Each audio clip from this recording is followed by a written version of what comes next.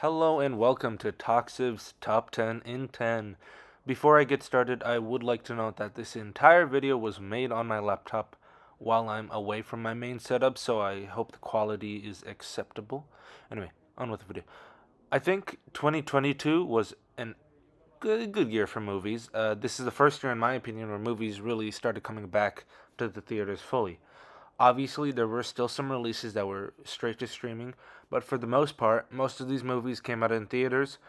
I wish I had seen a few more movies, especially everywhere, everything all at once. But I'll work with what I did see. This list is technically in order, but a lot of these placements could be switched around if I watch the movies again. And recency bias did play a large part in that, so keep that in mind. Of course, this is my opinion, and I'm sure not everyone will agree, and that's all cool. Feel free to comment what you think is your top 10 in the comments down below. Number 10, to start off everything, we have Doctor Strange and Multiverse of Madness. I expected a bit more from this movie, honestly. Of course, we have the cameos for Professor X and Reed Richards, but nothing substantial came for those, really. They died right away. I did like the unique visuals of the movie, especially when Wanda tears through the Illuminati, but I felt the movie as a whole was somewhat forgettable. Especially given its huge multiversal premise. I do have hope for America Chavez, so I like her character, so I want to see what she does in the future of the MCU. And at number 9, we have Jurassic World Dominion. I love the Jurassic Park franchise, and I was very excited for the final movie. Of course, we have the return of the original cast. I also like having Dogson coming back as the villain, even if the plan is kind of dumb. The plot as a whole felt a little silly, but I don't think it really stopped my enjoyment of the film. Seeing dinosaurs fight humans and then also fight each other is what I came to see, and the movie delivers on that front. So I enjoyed watching this movie. And at number 8, we have JJK0. I like the Panda Man and the guy who says ingredients and the fight scenes.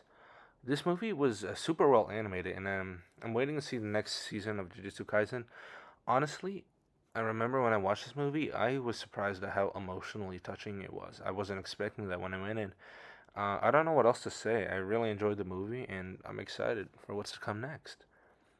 At number 7, we have Black Panther Wakanda Forever. This movie had a lot to live up to, and honestly, I think it did it quite well. It pays tribute to the late Chadwick Boseman in a respectful manner, and I enjoyed how grief was a core part of the theme of the movie, as well as the story, and how the characters learned to move on.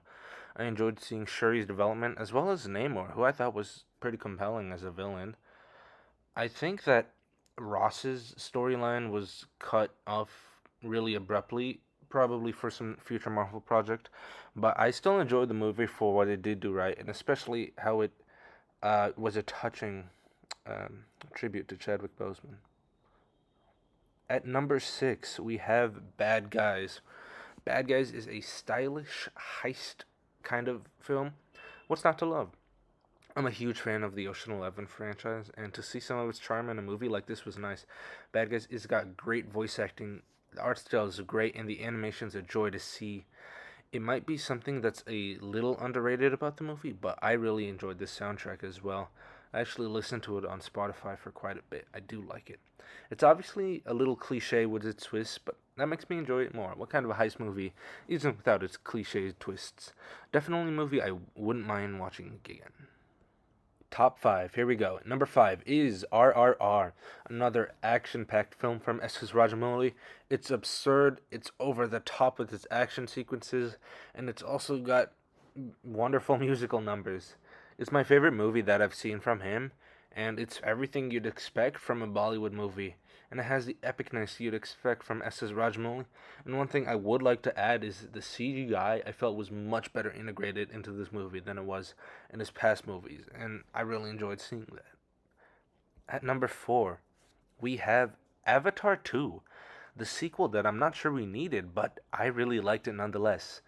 Some context, I watched this movie in a language that I know basically very little of, and no subtitles either.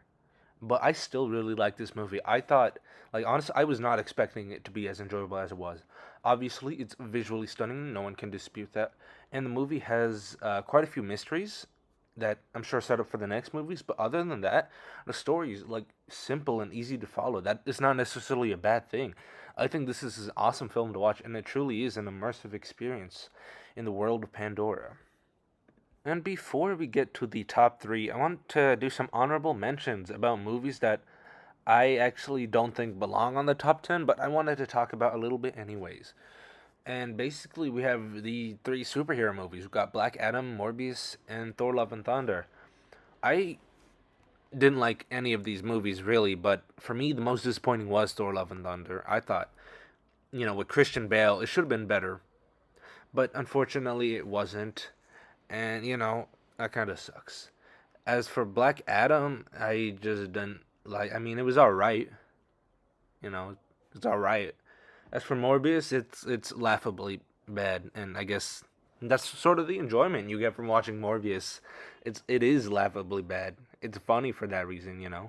So I guess so. Yeah. At number three, we have Bullet Train. Bullet Train is one of those movies that just has a ton of style. It's super stylistic. It's got great action. The movie, it's funny. The characters are great. Seeing the interactions between, the characters all coming from different backgrounds, it's funny. Seeing the story unfold after each twist is hilarious as well. There's really not a single part of this movie that it's dull. Every character is given some motivation, and it's funny, and it's fun to see them all fight against each other. It's thrilling and it's action packed at every turn. Definitely give it a watch if you haven't already. At number two, we have The Batman. This was my most anticipated movie of the year, and honestly, I would have put it at number one if not for one movie. But let's go. The new Batman movie, any new Batman movie, is a huge event, and I'm glad to say that this movie really delivers, your expectations. We get to see a more modern take on the Riddler, as well as a Batman more focused on detective work. I want to mention the Batmobile here. I love it. It is my favorite scene. The chase is my favorite scene in the entire movie, and it's brilliant. The sound design, everything. I wouldn't say this movie is better than The Dark Knight, which I still think is my favorite Batman film, but I really like the direction and tone of this new Batman universe, and I want to see more from Reeves in the future. At number one, we have Top Gun Maverick. Something about this movie put it in front of the Batman for me. I saw this movie after the Batman, and I was amazed. I'm like, wow, I was not expecting that because I didn't see this movie when it first came out. I saw it a few weeks afterwards, and I'm like, whoa, this is incredible. It's an incredible movie, even if you haven't seen the original.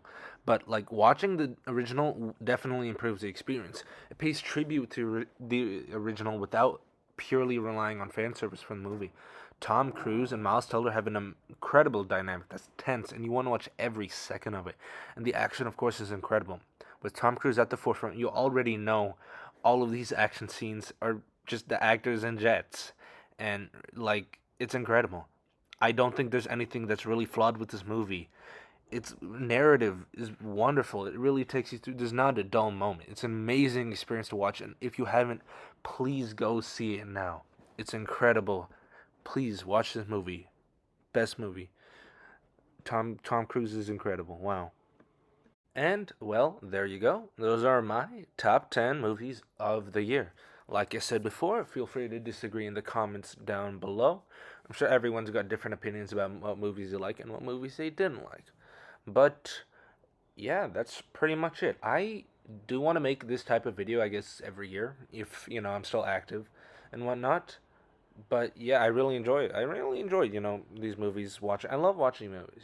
I'll make more of these. I do want to make another video about my most anticipated movies of 2023 because I think 2023 is looking very good for movies. And obviously we have some star hits like the Mario movie and Oppenheimer, but there's a lot of movies. I want to show you my most anticipated ones. But yeah, that's basically it. And I suppose, with all that said, I bid you adieu and thank you for watching.